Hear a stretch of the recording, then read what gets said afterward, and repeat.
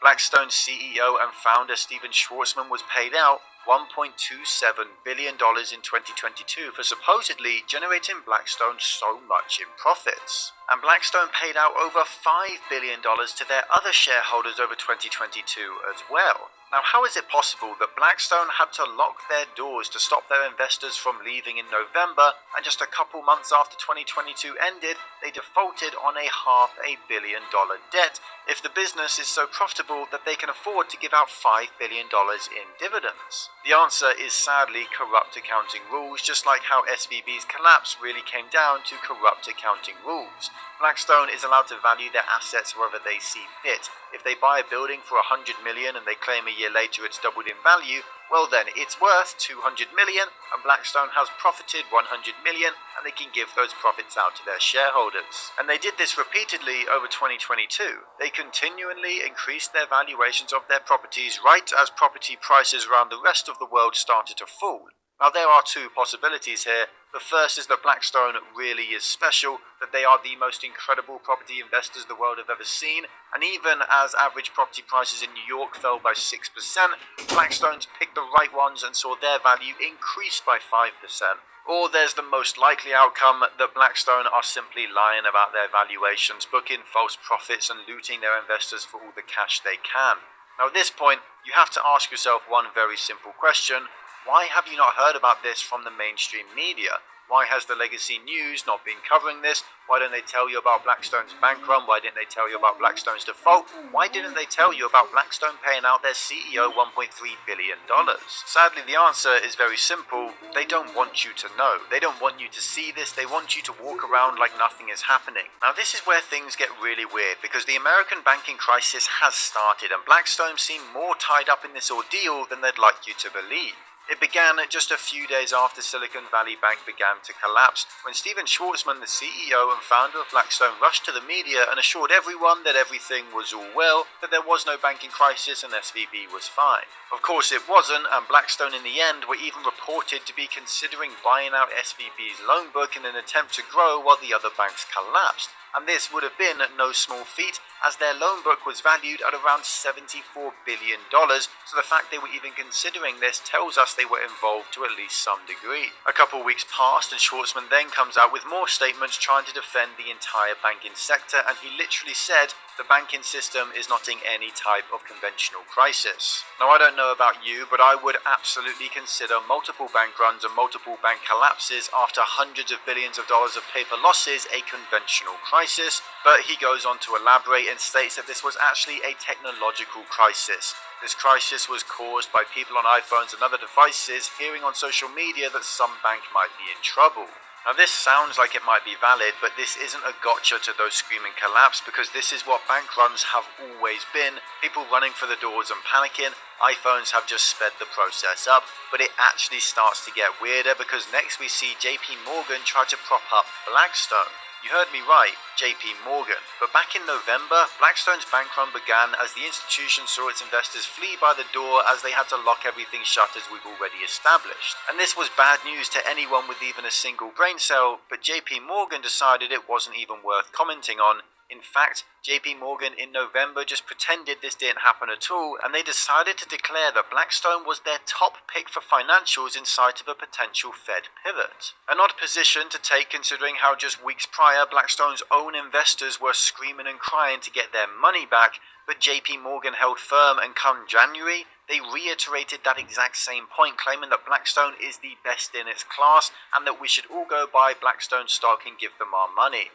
Now, had Blackstone's bank run been a one-off, you might say fair enough, but Blackstone has had to halt their withdrawals every single month since November, including December and January, which means JP Morgan have witnessed this situation continue to get worse, and they have continued to ignore it. JP Morgan are holding firm, claiming all is well and that Blackstone is actually the best firm around. It's simple to see that this just doesn't make sense, and JP Morgan are clearly trying to ignore the problems Blackstone are seeing, and what makes this so much weirder is that JP Morgan spent the last few months doing the exact same thing at the exact same time with Silicon Valley Bank right before it collapsed. This document here shows JP Morgan's research determining that SVB is a brilliant business, a brilliant bank, and a brilliant investment that's going to make all their clients rich. Now, I'll save you the trouble of reading it all, but the important bits are that JP Morgan claimed the causes of SVB's collapse were actually good things. This section here states how the tightening monetary environment means startups are going to struggle and run out of cash, and that will force them to raise more money, which means larger deposits for SVB. Of course, that actually turned out to be the total complete opposite, but that didn't stop JP Morgan from lying to their investors. They tried to drive capital into SVB prior to its collapse, claiming it was actually a business worth $375 per share, while today it sits at 99.9% lower than that at less than $1 per share. As for Blackstone, it seems they are losing confidence in their business model, and they just might be starting to panic. Over the last month or so, Blackstone first announced an attempt to raise a further $10 billion for what they call tactical opportunities, the idea being that they can buy up depressed assets while prices are in the depths during the coming recession. But this raises the question, what if they're just trying to raise capital to keep themselves liquid and to stop them becoming the tactical opportunity for a better placed firm? And in another unexpected move, Blackstone announced that they are pushing for non-institutional investors for the first time ever. The company has always focused on the big fish, the hedge funds, pension funds, governments, and billion-dollar businesses, but now they're throwing their entire playbook out the window by targeting individuals instead of institutions. Again, this could be a non-story, but when taken along with everything else that's going on with Blackstone, this is totally out of character. This screams of a business desperate to raise capital from anywhere they can, because if they don't, there will emerge massive problems. And while JP Morgan keep trying to channel money their way and into Blackstone, other banks are doing the opposite, with Barclays downgrading Blackstone after they repeatedly blocked their investor withdrawals, and with the firm officially defaulting on their debt, who knows which other banks will now follow suit next. And of course, this all comes back to the fact that Blackstone has made huge profits from its real estate investments over recent decades, and now the real estate market is falling apart, leading to independent news sites like this one speaking out about Blackstone's failure to repay their debt and what it claims is a larger mortgage default crisis. Blackstone used to have more money than they knew what to do with, which is how they bought up over $120 billion worth of real estate over the matter of just a few years, and now over the course of a few months, it's all come to a grinding halt, and now they're selling properties instead of buying them, like one of their flagship properties in London worth £395 million. Yes, Blackstone have actually defaulted on their $562 million bond based on Finnish and European offices, but they've also been forced to enter special servicing of two other massive bonds, which means they couldn't abide by the original repayment terms. How big are these two other bonds? Well, one is based on New York apartments and is worth $270 million, and the other is based in Las Vegas and is worth $325 million, meaning Blackstone is experiencing a mortgage crisis as we speak that is already larger than $1 billion, and it's just getting started. And when Blackstone is expected to pay the principal back, that is when all hell will break loose, and to top it all off, Blackstone is getting more and more heat from ordinary people every day. They came under huge amounts of fire after it emerged they were using their billions in capital to buy up entire single-family home neighborhoods, pricing out normal people who have ever been able to buy a house, and they were doing this all over the world in countries that you probably didn't even know they operated in.